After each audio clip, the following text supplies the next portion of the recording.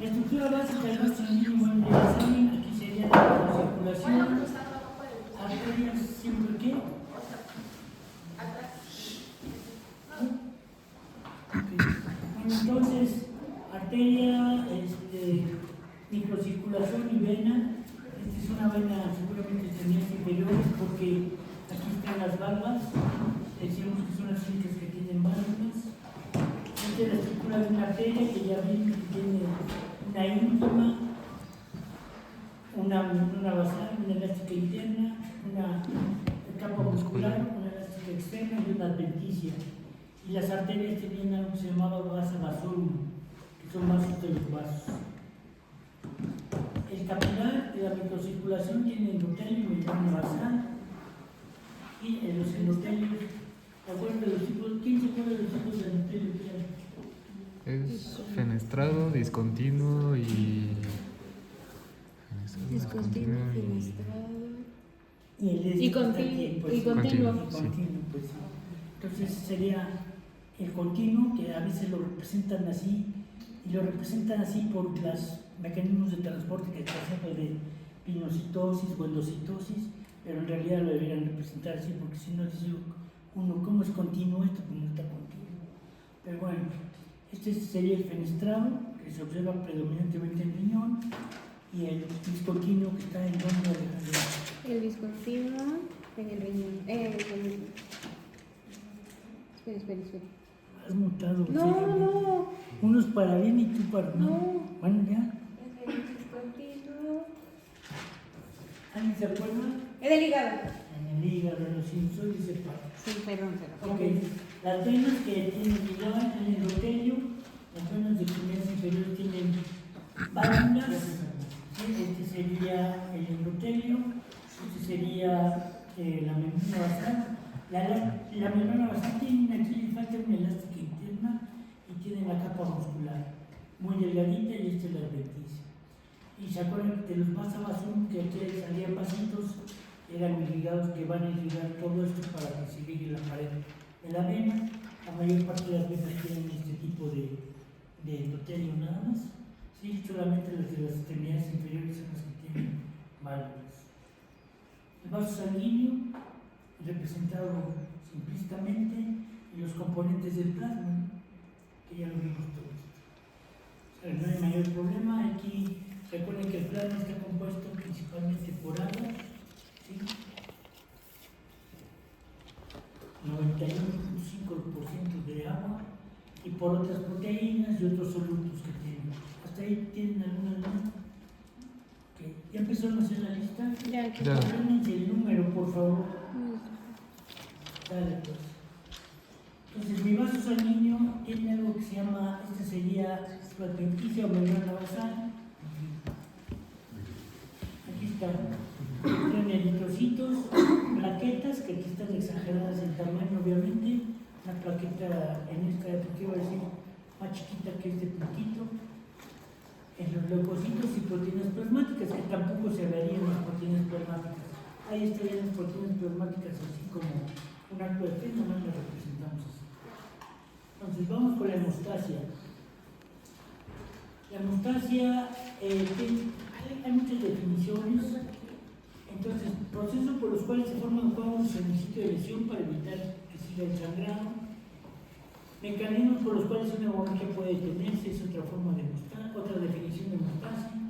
Otra, cuando la sangre pierde su liquidez y se convierte en un gel que va a ser un coágulo que posteriormente cuando se oxida o cuando pierde su porción líquida es la costa y que obstruye el sitio de lesión. Entonces hasta aquí creo que no hay mayor problema. Para la hemostasia se requieren 3 elementos que son los vasos sanguíneos y el tejido conectivo subendotelial. Las plaquetas y el sistema de coagulación. Todos ellos intervienen en la hemostasia, en el tener un proceso hemorrágico. Aquí cabe decir que un proceso hemorrágico que rompe un vaso sanguíneo de gran calibre no hay ninguno. Ahí se necesitaría suturar o eliminar el vaso sanguíneo. O sea, la hemostasia se da básicamente microcirculación, arteriolas, vénulas y hasta ahí. Ya después ya se requieren materiales para poder inhibir la toxicidad. Entonces, la metastasia primaria está causada por una lesión inicial. Esta lesión inicial va a causar un daño al endotelio, lógicamente. Al dañar el endotelio dañado libera una proteína que se llama endotelina. Y la endotelina y el endotelio y también los mecanismos neurólogos que van a producir cuando se estimula el endotelio cuando se dañó, y todo eso me va a producir una vasoconstricción arteriolar. O sea, va a disminuir el flujo sanguíneo a nivel de la microcirculación. ¿Sí les queda claro eso? Entonces, por otra parte, el daño al endotelio también permite el contacto de la sangre con tejido conectivo subendotelio. Y al entrar en contacto de la sangre con el tejido conectivo subendotelio, produce activación plaquetaria. Adhesión y agregación de activación plaquetarias. Estos tres puntos: adhesiones que se pegan, agregaciones que se van agregando cada vez más, plaquetas al sitio de adhesión, y activación quiere decir que empiezan a secretar mediadores químicos que vamos a ver un poquito más adelante. ¿Alguna duda? ¿No? Todo esto me constituye mi tampón hemostático primario, que es un tampón hemostático, pues un campo inestable. Así que ya lo comentaremos un poquito más adelante. Entonces, vamos a ver en el esquemita, están mis plaquetas y mis eritrocitos, los leucocitos aquí no están representados. Selecciona mi endotelio, el plasma sanguíneo entra en contacto con el endotelio y las células endoteliales liberan la endotelina. El contacto y los mecanismos neurógenos van a causar, tanto estos como estos, una vasoconstricción refleja. Vasoconstricción sería esto. ¿Sí? El vaso sanguíneo se contrae. No hay problema. Con lo cual, ¿para qué creen que se contrae el vaso sanguíneo? Para que esta sangre que está llegando en este calibre, que disminuye, es como si le cierra un poquito y ya disminuye el flujo sanguíneo en esta zona para evitar que se pierda mucha sangre. Entonces, decíamos que cuando el plasma entra en contacto con esto, las plaquetas entran en contacto con el tejido conectivo subendothelial, entonces empiezan a acumularse. Se van a agregar ahí todas. El tejido conectivo subendothelial expresa proteínas que sirven para interactuar con las plaquetas, y después la veremos. Este es factor de von Willebrand o de von Willebrand, que se escribe, que empieza a interactuar con proteínas que están en la membrana de las plaquetas y con otras proteínas que ya veremos más adelante. Factor de von Willebrand también puede venir del plasma sanguíneo, del endotelio y del tejido conectivo subyacente. Se empiezan a agregar las plaquetas y cada vez se pegan más. Entonces forman un tapón hemostático primario. Lo tapan, se van a agregar y lo tapan. Hagan de cuenta como si tuviera una pared, la pared le hacen un hoyo y después se ponen a pegar en los ladrillos, pero sin cemento. Entonces, sí tapan el hoyo, pero queda inestable, queda lábil, queda como si se pudiera despegar. Se agregan las plaquetas y obviamente todas las proteínas plasmáticas que van a intervenir en la coagulación, que ya veremos más adelante. La interacción entre proteínas que se expresan en el tejido conectivo, ya sean provenientes de monocitos, también se cree que pueden provenir de fibroblastos y de células endoteliales.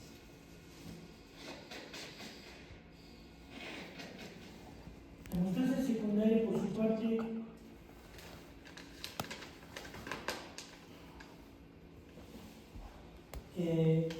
producen también, decíamos, la lesión endotelial va a causar que en el proceso de metastasia ya secundaria, la lesión endotelial, aparte de los factores que ya vimos anteriormente, va a producir liberación de factor tisular, reclutamiento de plaquetas y liberación de sus glánulos. Esto ya lo comenté hace un ratito, pero ahorita vamos a verlo. Y el factor tisular y todo este reclutamiento de plaquetas y liberación de esos gránulos van a activar la cascada de la coagulación. ¿Sí? La vía extrínseca de la cascada de coagulación. Y la finalidad de la cascada de coagulación va a ser la activación de la tromina. La tromina entonces va a convertir, bueno, también va a estimular las plaquetas para que se queden gránulos y va a convertir al fibrino en fibrina. ¿Alguna duda? Entonces, esta es la finalidad de la cascada de la coagulación, activar la tromina para que se convierta en fibrinógeno y fibrina. Esto está como monómero y esto sería como fibrina. Hagan de cuenta, tenemos los ladrillos ahí pegados, entonces el fibrinógeno empieza a poner cemento en esos ladrillos, la fibrina empieza a pegar las plaquetas entre sí y las une. Y se forma el tapón hemostático permanente. ¿Alguna duda?